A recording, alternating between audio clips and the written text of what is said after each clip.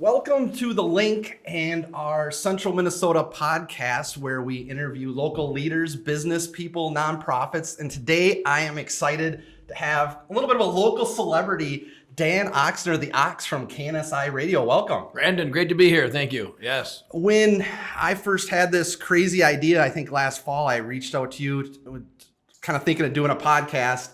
I'm sorry I let that roll into voicemail, by the way. I should have snatched up that call right away. Just kidding. No, but I was looking for someone to do an intro. So the voice you would have just heard would have been the Ox's voice rolling us into this interview.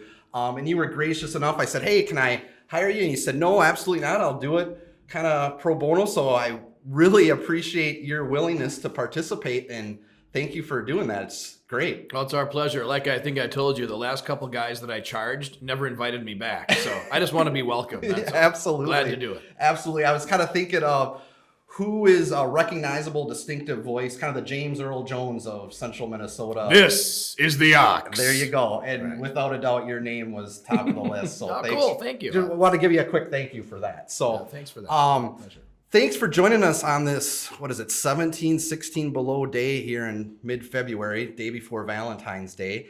And it's a little, I'm not sure what the word is. I obviously peddle real estate for a living, and now I'm interviewing someone who, what you do for a living is interview people. So it's a little, I love it.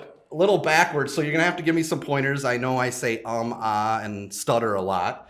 And so I just want to make sure that I'm learning from the best. Well, you're looking to the wrong guy then for that. But, it's funny, the and ahhing and all that stuff. In talk radio, we kind of do that. And I probably do that more than most talk show hosts do, too. Just because I've really adopted this conversational style. And people talk that way. Yep. If I talk to, if you don't do any of that stuff, if you just have this, like you're doing a TED talk the whole time. Sure. Kind of off-putting to people. So whether that's a strategy or just what I've fallen into. I wouldn't worry about the ums and ahs. Let's put it that way. What would be, just kind of getting off topic, what would be your 2 or 3 tips of interviewing both technically voice and conversational storytelling topics? Because your interviews are so encapsulating. What have you learned over the years? Yeah, well, if I can, I'll try to answer that question and try to make it interesting. And that's really the two things that I do. One is I listen. Yep. I'm a listener. And I went into this business, I was a broadcaster, I was a DJ. Okay. Right? And then I became a talk show host, essentially, or a news guy started, and then I had a short talk show as a news person, and then 3 years later just became a full talk show host. Sure. And I didn't know anything, right? I really didn't know that much. I didn't know anything about city councils, school boards, whatever. So when I've got the school superintendent on, or the mayor, or the governor, right, or the representatives, I really didn't know much about it. Yeah. So I had to listen because I had no idea what follow-up questions to ask. They come into the studio, we start talking about the meeting last night, and if I'm not carefully listening to what they're saying so I can pick something up that I can then expound upon, I'm lost because I have no idea what questions to ask. That's really kind of how it happens. So you don't have a preset agenda of questions. You're listening to what are the intuitive follow-up questions. Generally speaking, yeah. If there was a meeting or if there's some issues that we're talking to a senator or a politician about, then you kind of know the general questions. But it's the stuff that they say, that my guests say, that if you're paying attention, requiring a follow-up question then, rather than just going through a bullet point. If I got 7 questions, so a lot of guys, have their 6 or 7 questions or 3 or whatever. Scripted then. Well, scripted, but more just like I got to ask this question, this question, this question. Yep. And if your guest is onto something that's really intriguing, forget those questions, right? Let's have the conversation about what you're saying. Because the best thing that I can do is make somebody feel comfortable, so that they say stuff that you're not reading in the papers, that you're not hearing anywhere else. And Let you get their to know guard down a little bit. Right, you get to know the person, and you get to know more in depth of where they're coming from on the issues and the questions that you're asking anyway by doing that. Sure. So listening is the big thing. And then back in broadcasting school, yes, I'm one of the few people still around that actually went to broadcasting school. They don't exist anymore. Where did you go to school? Brown Institute. Yep, back in the day. That's where many broadcasters from all over the country all came to Minneapolis to go to Brown. And I was living in Phoenix at the time when I came to go to Brown. Brown no longer? No. Yeah, they were one of the first industries or the first educational institutions that everybody realized we were paying way more money to go to it than was ever going to pay us in like 10 years on the job. So, Minnesota School of Business, Globe College, right? Kind of went down that road just for a couple of their programs, but it ended up taking them all down. Brown was one of the first, the broadcast school industry was one of the first industries to realize you don't need education for this. So, yeah, but I did go to Brown, and one of my instructors, it was good education. Yep. But, one of my instructors would reach forward. We had cassettes at that time. Sure. So he's air checking me, right? Yep. And so we'd sit down with the instructor one-on-one, and he'd play your fake show that you did, or your show. He'd do a show every day, and then he'd listen to it and critique it. And he'd reach for the stop button, and then he would pull himself back. And then he'd reach for the stop button, pull himself back. And I finally asked him, like, what are you doing? He's like, well, as I'm listening to you, I begin to not get interested. And so I'm reaching for the stop button, and you're bringing me back about every 30 seconds, maybe 20 seconds. He goes, so as I'm reaching for the stop button, you say something, and so I pull back, and now I got another 20 seconds. So I always think about the audience. Interesting. I always think about the audience as that instructor reaching for the stop button, or in our case, the go to the next station button. Yep. And I think about every 20 seconds, I try to do something, an inflection or whatever it is, that snaps people back. In 20 to 30 second increments, always capturing attention and not losing the attention in those. Yeah. And I do that by listening, because I'm trying to think of what is this person saying that I'm talking to, or I listen to myself. Yep. What am I saying, right? Yep. Is this boring? If it's boring, 20 seconds later, I'll do something. Yep. And so that can be tricky, because you almost, sometimes I suppose if people get off on a tangent, you're hitting the stop button, how do you gracefully interrupt them or bring them back? And so that's an art form, I can imagine, that takes experience. And sometimes you just have to let the guest go. Yeah. And there's not much you can do. But then you remind the listeners how important that guest is, who they are, what their title is, and what they're talking about. So hopefully that keeps them. Interesting. Yeah. Interesting. So you'd mentioned Phoenix. Where are you from originally? I'm a Fargo, North Dakota, North Fargo, born and raised. Sure. But I was born about, like 3 blocks from the Red River. So basically a Minnesota guy. Gotcha. Grew up about 8 blocks or 6 blocks from the river. And we always had a lake place in Detroit Lakes. Yep. So spent all my summers in Minnesota, a lot of time in Moorhead, obviously. So really Minnesota, North Dakota border. But then, moved to the U of M right out of high school. What was the Ox like as a kid, 10, 12-year-old boy? Sports, big outdoors kid, fishing, hunting? What did you like to do growing up? I did a lot of everything. I played a bunch of sports. I always played on championship teams. This is the weird thing, right, Brandon? Okay, Yep. Basketball. I quit basketball in 6th grade. Yep. But in 6th grade, we won the citywide championship, right? I was terrible. I think I made 2 baskets in 3 years of playing basketball. Sure. Seriously. And my baseball team always won. We won the city, my t-ball team, baseball team, right? All the way up until second year Babe Ruth, where you actually have to try out and get picked. You can't just sign up. Sure. So that was it for my baseball career. I played 1 year of hockey. I couldn't really skate very well, couldn't stick handle. I think I had the puck twice all season. Our team won the championship that year. So I've got a lot of trophies, but I was terrible at sports. And why I bothered doing it, I don't know. And then once I got out of all that and kind of in late junior high, I got my driver's license and a motorcycle, and I just became the freedom guy. Yep. Gotcha. A lot of Frisbee in the park, a lot of water skiing, that kind of thing. But I was a pretty good student, so my parents let me get away with it. Yeah. So then after high school, where'd you go from there? Tried to do a business. I always had a thought that I would be a businessman. So went to a business program at the U of M, Minneapolis. Sure. This is kind of a cool story. Let's hear it. This is a great insider thing of where the Ox really changed. I was not the Ox, by the way. I mean, I was about 120 pounds, string bean. Not that I'm husky now. When did you get the Ox, Nick? Well, that's a later. Radio thing? Or? Oh, yeah, total radio. It wasn't a high school, junior high, kids call you Ox. No, Dan-O. Dan-O was your nickname. Yeah. That's just the way it was. Dan-O, right? Yep. Dan-O, Dan Ochsner, Dan-O, it all fit. Okay. Y50 was big, at that time. Sure. Sort of so business school. It was, So I'm at the U of M. It's the middle of the winter. I just gotten off the phone with some buddies of mine who just moved to Arizona. They're talking, I got palm trees in the backyard. It's great. We're going down to the pool right now. And is this early 90s, mid 90s? This would have been 1985. Mid 80s, okay. Yep. And I'm walking to class, and I was on the West Bank, so I had to walk across the Washington Avenue Bridge, which at that time was not fully enclosed. It was always windy, that cold river, and it was awful. Yep.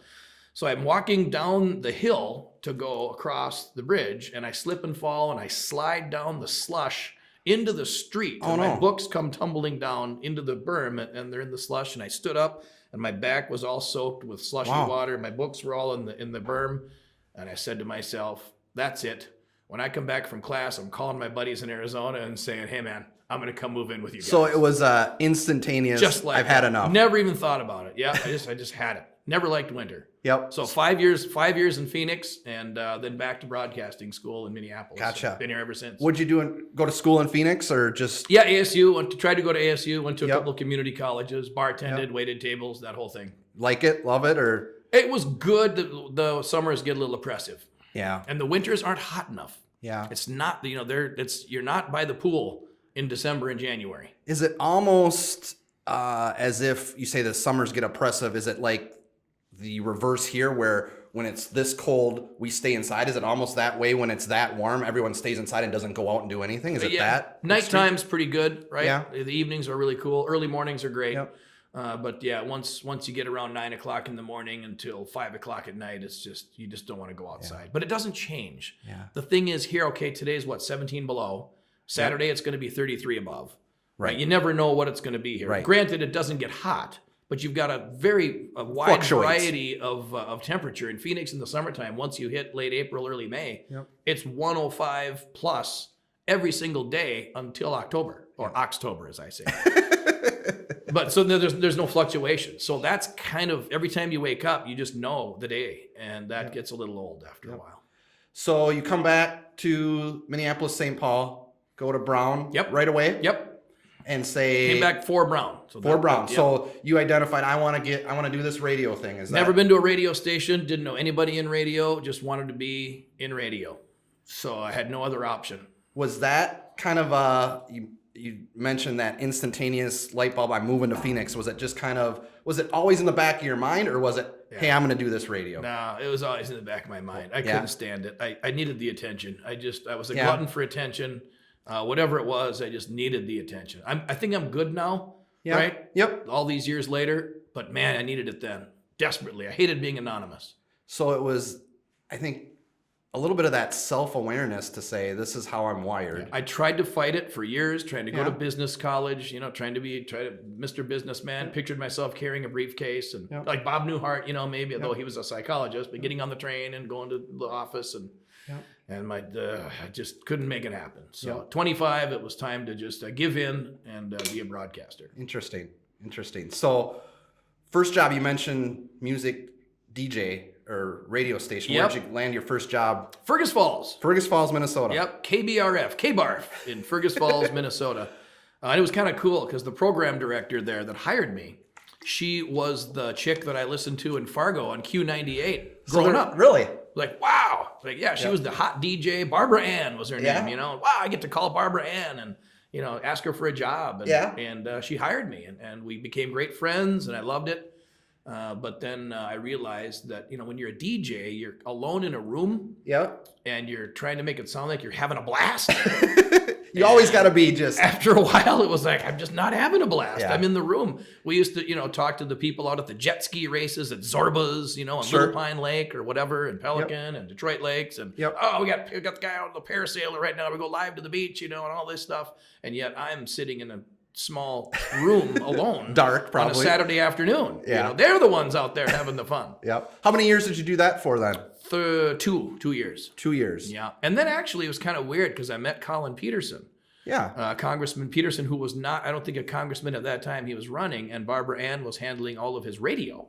So late at night, he would come into the radio station and cut ads. Sure. And I would be there, and we just got to meet him, talk to him a little bit, and I thought, this politic thing is pretty cool. Yeah. And so he was kind of my inspiration to get interested in politics, actually. Yes. And I don't know if I've told him this, but I don't know if he remembers this.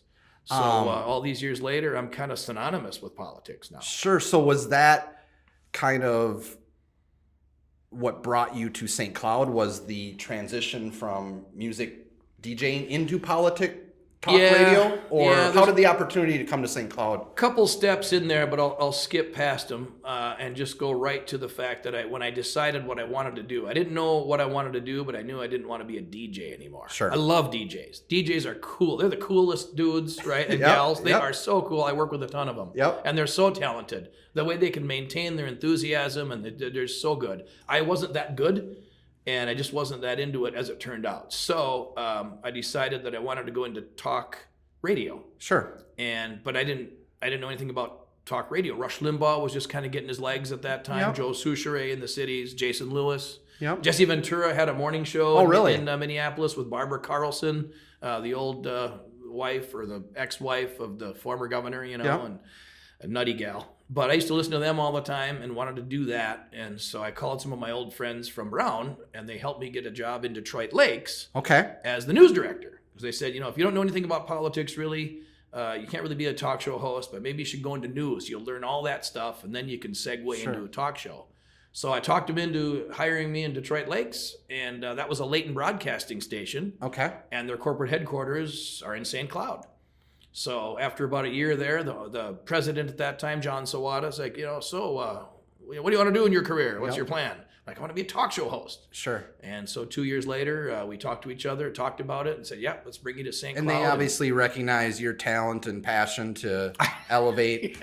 Yeah. Right? I had him seriously. buffaloed, whatever it was. I talked him into it. But So what year did you migrate to 2001. 2001? Yeah, that would have been the spring of 2001. And Leighton, they're all over, right? We're expanding. It's a Okay. great company. And at broadcasting school back in the 80s, it was early 90s or circa 1990, 91, they all said if you can get a job at a Leighton station, that's the best. Yeah. And so what was it, 10 years later, I ended up finally getting a job at a Leighton station. In Minnesota, how many different locations or cities are we have stations in Grand Forks, Okay. Detroit Lakes, Perham, Yep. now Alexandria, Gotcha. Fergus Falls. Now we bought the station that I used to work at all really? those years ago in Fergus Falls. Yep. So we have several stations in all these markets. And then St. Cloud, of course, is our corporate hub, and Winona.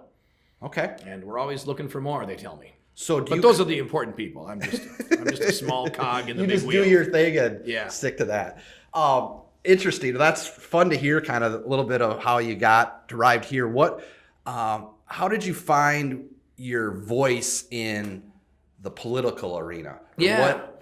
Maybe tell me a little bit about, because you go to Washington, D.C., right? You're very heavily invested and involved. How did you say this is where I don't know if niche is the right word, but area of expertise? Yeah, first of all, Brandon, you're a tremendous interviewer. So you need no tips from me. I'll tell you that much. Oh, thank you. I'm learning. So this is great. I'm learning. The weirdest thing when I started as news director in Detroit Lakes, and I had a half-hour local show. It's called Hodgepodge. In fact, the show is still there. It started probably back in the 50s. Yeah. It's a half-hour show. I think it was between 8:30 and 9 a.m. And it Sure. was just a local show every day, Monday through Friday. You'd bring in, somebody's having a festival, or the hospital's doing a benefit, Yep. or the school superintendent each month would come in, the mayor, that kind of thing. And it was, if you think about it, okay, this would have been 1998. Okay. I started there about June 1st, approximately 1998, and might be before your time, but in 1998,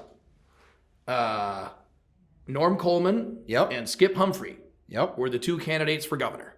Arnie Carlson said, I'm not running for re-election again, term limited himself out. Yep. So it's going to be Norm Coleman, Skip Humphrey. And then this crazy Jessie yep. Ventura decides, the guy that I was listening to in the morning show in Minneapolis, decides he's going to run.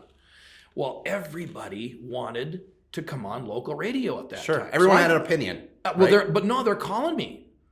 I mean, I was nobody, right? Nobody knew me. I was totally anonymous. And all of a sudden, I'm getting calls from all these people that I'd heard of on Twin Cities Radio for years that are all running for office. And they all want to come into my studio and meet me and be on my show. And I'm mind blown. Well, I think the dynamic, I would have been a senior in college in 98. And I remember that dynamic, what Jessie encapsulated, and you know this better than I is, people that had no interest in politics, right, were all of a sudden interested. And that, what you just described, kind of spectacular eludes that. And Norm and Skip were boring the crap out of us. Right? And I really got to know Norm really well. Norm and I have become great friends over the years. Sure. Right. And that's a lasting friendship. Skip, I don't know whatever happened to him, but I spent some time with him. But they were in my studio all the time. And funny thing was, Jessie was willing to come on my show anytime because he was polling at 0.01%. Sure. And my bosses all said, why do you keep having that guy on the air? Like, because he's available. Yeah. They're like, well, okay, but we're not sure you're making the right decision. Turns out he becomes the governor. So I'm just trying to process. You kind of planted your flag in the ground and it came to you. The phenomenon. It was a complete fluke. If I was started in 1999 or 97, right, I don't know what would have happened. So 98 was the big year in Minnesota. So Jesse's looking for exposure. Yep. And everybody was. Yep. And so that dynamic, does that relationship strengthen as he's becoming governor, or when he becomes governor, or do you keep that? No, yes. In fact, I had a TV show in Detroit Lakes, actually in west central Minnesota, all up and down kind of the border on Channel 3. It's Arvig out of Perham back in the day. And it was with a different company, but Leighton has since bought Channel 3 years ago. But I used to have the show called the Ochsner Angle. And once Jesse got elected, they invited me to his office to do my show and be live on the air at his desk, one-on-one, no scripts, no prearranged questions. And was this opportunity afforded to a lot of people? Nobody. I was the only one. Wow. Yep, because we became great buddies, right? And his staff and everything. Yep. And they brought me in, and we just went one-on-one for a half hour with the cameras rolling.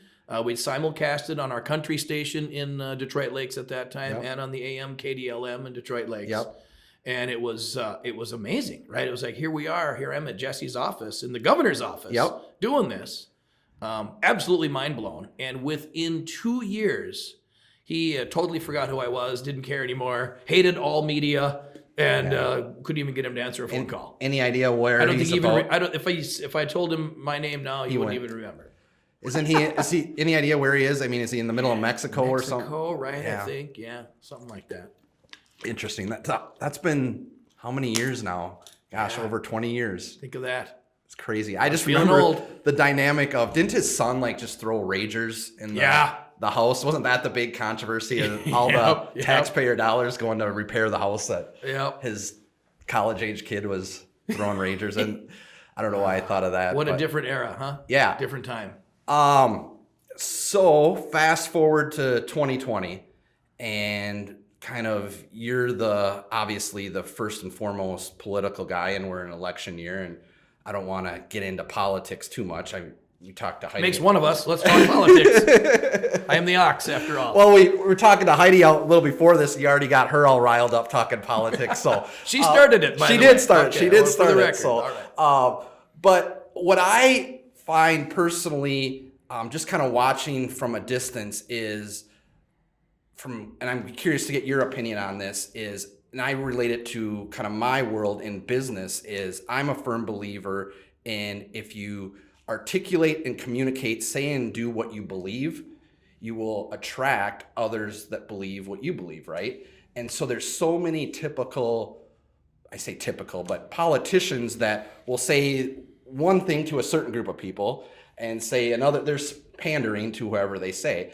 The two people to me that, and I'm making no opinion on their political beliefs or anything, but Bernie Sanders and Trump, they are, relatively speaking, they say and do what they believe, and they attract people. Yep. Is that good call? Great observation. Versus, other candidates, whether it's when Trump was going through the primaries with other Republicans and what's going on with the Democrats now, you see a little bit more of speaking to the audience more than, Bernie says what he says to no matter who he's talking to, same relatively to Trump, right? And I just find that related to business. If you articulate what you believe in, you're not going to win the business of everybody, but you're going to create a loyalty to the people that believe what you believe.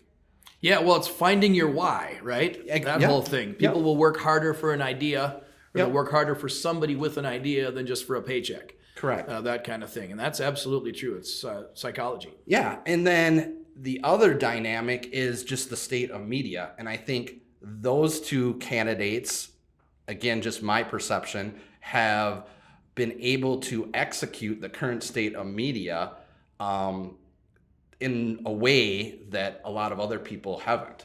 And I read something about the 2016 campaign, just Facebook marketing and campaigning, and who ran in that one again? Who were those people again? Hillary some gal, I think, right? But what was interesting to me was Facebook opened up basically a section to both parties, both campaigns. And one candidate took advantage of that and learned how to create advertising campaigns to an unprecedented level, and the other one didn't even show up and do that. And what you can do in today's media is, it's one thing to blanket your message across all things. It's another one to say, give certain pieces of content to demographic data. So you have a single mom under 25, you're going to tell them, know who you're talking to. And so in today's state of media, Good the call. ability Yep. to create content to every level of demographic information is unprecedented. And I think the opportunity, and I think different campaigns and different businesses take advantage of that in a way that never existed more than 5-6 years ago. No. Right? Yep. It's not a foreign concept, though. I mean, like you're saying, we always thought that in the radio business, right? I mean, if you're spinning classic hits, you know who you're talking to. Yep. Right? If you're spinning top 40, you know who you're talking to. If you're doing political talk, you know who you're talking to. But now you can really tailor that with social media. Well, and what's interesting to me with social media is, before my first job out of college was creating campaigns for credit card companies based on demographic data. Oh, wow. Perfect. And so it was a company in the city's Dynamark. It was called a subsidiary of Fair Isaac, which is your FICO score, right? Okay. And what they did, the Chases, the U.S. banks, is they would offer different credit card opportunities to based on your credit scores. And so you might get a lower credit card rate. And if you remember 15 plus years ago, we all got inundated with credit card opportunities or mailings in your mail, junk mail. And then that transformed into email campaigns. And it was all based on segmentation, based on demographic data. Now with social media, you have the ability to segment based on your behavior. Right, so because everybody's listening. Social media knows what you're doing, right? Yes, they do. I mean, if you go to your app and Facebook, it ranks you as your political affiliation. It ranks you on your income because it knows your behavior. And so to be able to campaign to that from a business standpoint, from a nonprofit, I think it's amazing, those opportunities. Yeah, well, that's certainly the future. It's the now. It's the now and the future, no question. What is your take on how radio, we're doing a podcast here, how radio is evolving into the segment? And we were talking a little bit with Heidi, and she still listens, and it's just people, there's still the attention there, but how it's just in a different medium, right? Yeah, there's a lot to it now for sure. And one of the things that, if you look back in history, when VCRs, right, when the whole movie thing, right, that's it for movie theaters. Right, VCRs were coming out. It's like, well, boy, people are just going to be no money in movie theaters anymore. Movie theater popcorn and the whole experience is going to be something lost a generation from now. Turns out, right, movies are more popular than ever. People go to the movies, even though we all have home theaters, right, VCRs, and now whatever stuff we have, right? Yep. No more of those, but right, we can watch any movie we want at home. We have giant screen TVs, surround sound, all that, yet we're still spending a fortune going to the theaters. Kind of a similar analogy maybe for radio. Yep. You have, and it's funny, I talk to a lot of young people. Yep. Like in Washington, D.C., you mentioned I spent a lot of time in Washington, and I talk to a lot of these young people that are working for various organizations or senators or think tanks, that kind of thing. And they're all big on the whole podcast thing. They're big on the social media deal. And I remind them that, radio stations are still spending a fortune putting up towers, upgrading their transmitters. Yep. Leighton Broadcasting is committed, doing like almost state-of-the-art stuff. And again, these are people that get paid a lot more than I do, and they know a lot more than I do. But what I see is our company investing in our terrestrial signals. Yep. Amazingly so. At the same time, we are investing tremendously in digital. Yep. So it's not just terrestrial, it's all this digital, but it's not just digital. Because a lot of people that work on the digital side, right, and the Facebook and targeting all the stuff that you're talking about, forget that really there's this whole backbone of terrestrial radio that we're also investing in, and stations are doing it all over the country.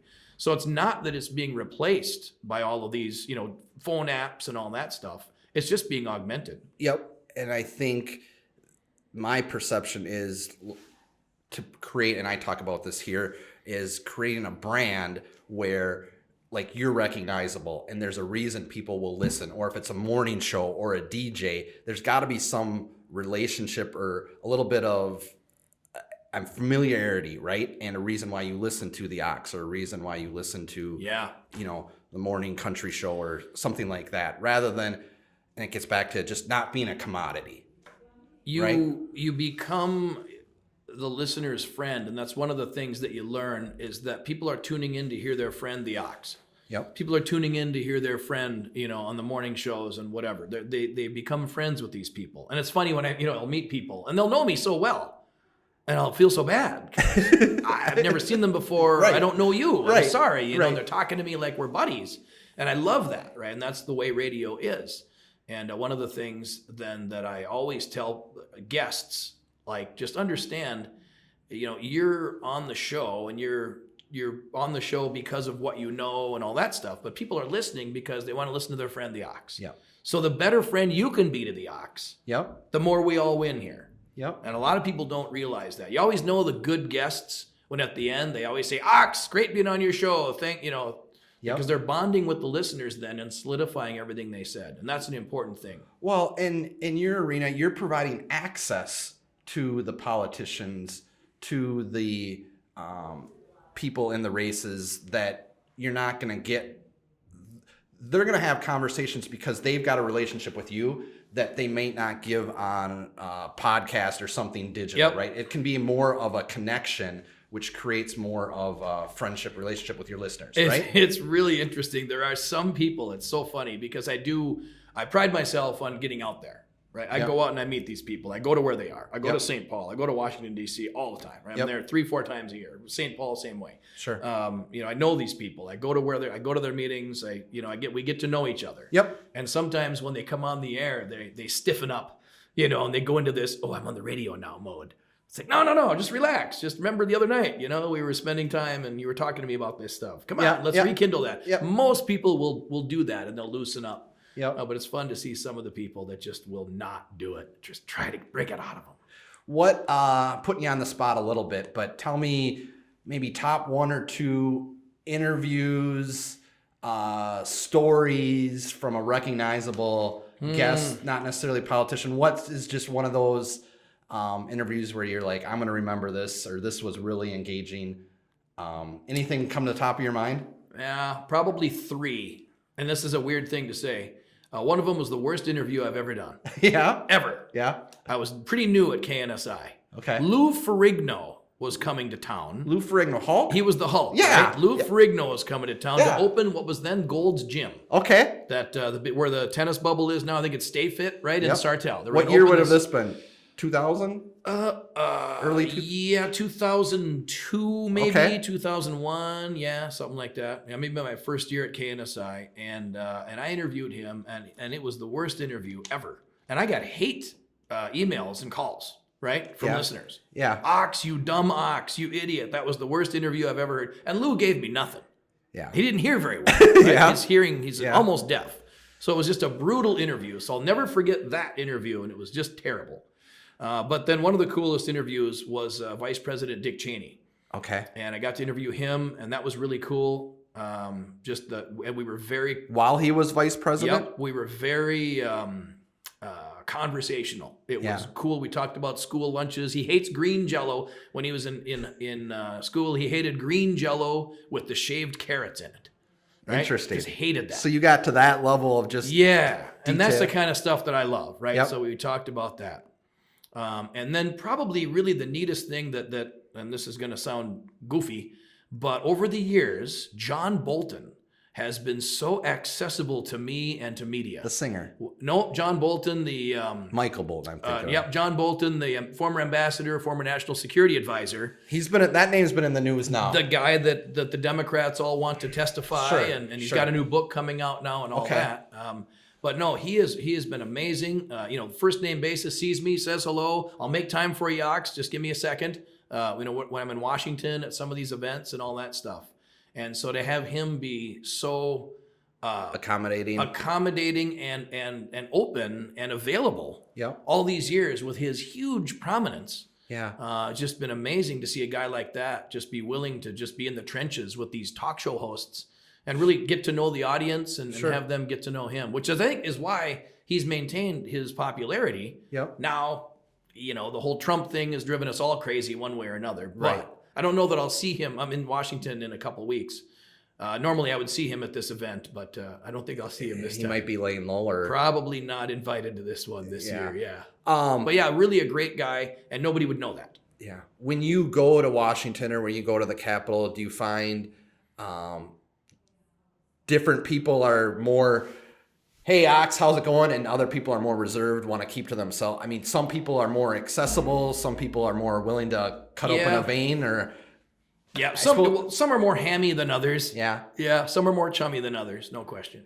And you just build relationships, and the people that are willing to confide in you are the ones you kind of build on, right? Yeah, and that's a great question. What comes first, right? Do we first start hanging out, right, after hours and and having drinks or whatever it is, Yep. or does it start in the business side of things and morph into that? I don't really know. I got to say though, I got to give a shout out. Dave Kleis was one of the key players in getting me involved in politics when I first moved here. Sure. Then Senator Kleis. Yeah. And Dave was like, "Hey man, you ever want to come to the Capitol? We'll do a show. I'll get you a room. I'll bring in all my senator buddies." And so we started doing that, and that's really how I met a lot of the people at the Capitol, was through him. Interesting. Yeah. And by then he was a radical senator. Really? Right? He was looking at term limits. He didn't like that people were there for 20, 30 years. And now, lo and behold, he ends up being the longest serving mayor in St. Cloud, and he's running for re-election. How long has he been mayor? Yeah, great question. Ever since... Well, it would have been, let's see, 2005 is when he got elected. Okay. So 2006 is when he would have taken Sure. office. Yeah. Sure. Great mayor, by the way. Good friend. Yeah. But he's been there a really long time. And the Dave Kleis that I first met years before that would say, it's time to go. Funny. Do you remind him of that or no? No. And I support his re-election bid. Yeah. So. So tell me, what do you got going now? Ox in the afternoon. What time? KNSI? Yep, 2 to 5, weekdays, 2 to 5. And one of the neat things that I do is called Outside the Box with the Ox, which is a 90-second feature. Okay. Where I tell a story. There's something in the news, and then I talk about the headline. I kind of make a point about it, and then I give an outside-the-box observation on it. It's 90 seconds long, runs Monday through Friday. There's a new one every day. Okay. And it's airing in multiple of our latent broadcasting markets throughout the state. Cool. So it airs several times a day on KNSI in St. Cloud, AM 1450, FM 99.3, KNSI. And that's really a fun feature. I've been doing that now for, 6, 7, 8 years. Sure. And that's kind of a fun deal. So I love doing that. But yeah, 2 to 5, Monday through Friday. We interview politicians. We go to Washington a lot. We go to St. Paul a lot. And been doing it since 2001. And I suppose this is like an accountant getting ready for spring tax time. The next 6 months are your wheelhouse. We'll be at the conventions. We'll be in Milwaukee. Yep. We'll be in Charlotte for the DNC and the RNC. And do you get fired up? I mean, is it kind of just the season? Is it... Yeah. Get excited? Yes and no. It's fatiguing. Yeah. It does get fatiguing. Now that we're counting, it's so much better now that we had Iowa and New Hampshire. Yeah. Polling data just gets so monotonous. Yeah. So now we're actually counting votes. I'm ramping up. Cool. Well, Ox, thank you so much for coming out. I know I appreciate you didn't know what you're kind of getting into here. We set up some cameras and gorgeous. So I appreciate you taking. To be. I love your offices. Thank you. I appreciate Stone Path Shopping Center in Sartell. That's right. You mentioned that you used to be in the real estate industry and had this listed. I used to list this. I did not even know that. I tried to rent this space 100 times. Yeah. Yep. I had Dairy Queens looking at it. Family Video was looking at it. Video stores and all that. Interesting. And finally, I just realized that, it's probably, I was as good at real estate as I was at basketball and hockey. I was working for a championship team at that time. Yeah. But well, cool. Well, thanks for coming out. KNSI 3 to 5? 2 to 5. 2 to 5. Monday through Friday. Ox in the afternoon. Check them out. Thanks, guys. Thanks, Brandon.